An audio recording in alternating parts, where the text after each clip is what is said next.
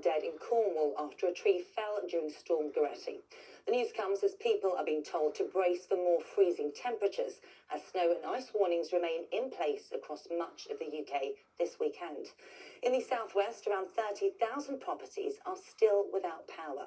Well, Anila Dami is here with me now. Anila, take us through the latest. Well, Sangeeta, a tree fell onto a caravan in the Helston area of Cornwall on Thursday. A man in his 50s was found dead inside the vehicle, and it says weather warnings remain in place after Storm Goretti. People are being warned to be prepared and stay safe. And it won't be a nice start to a day for many waking up without power, thousands. National Grid say there's around 28,000 properties still affected in the southwest and more than 1,800 in the Midlands. We've seen wind, rain, snow and ice causing major disruption. Yellow weather warnings remain across much of the country today. And of course, as snow melts and with heavy rainfall, forecasters are warning that combination will increase the risk of floods for some people in the coming days.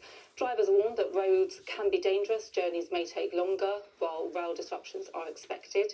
And tomorrow, the yellow warnings ease, but will still remain in place for Scotland and much of the north of England, with fresh ones in place for parts of the northwest. OK, Anila, thank you very much. As widespread street protests enter their second week in Iran, a top prosecutor in Tehran has warned some protesters could face the death penalty. Hundreds of thousands have been taking to the streets in protest, sparked by a struggling economy, with many calling for regime change. Iran's supreme leader, who has implemented an internet blackout across the country, has called demonstrators vandals who are ruining the country to please President Trump. Mr. Trump has threatened the US will get involved if Iran starts killing people. And there are calls for nutrition labels on the front of food packaging to be made mandatory in the UK. Consumer group Which has urged ministers to make the change amid what it calls an obesity crisis. It comes after research by the group found shoppers prefer traffic light labelling, which uses green, amber and red to show fat, sugar, salt and calorie content.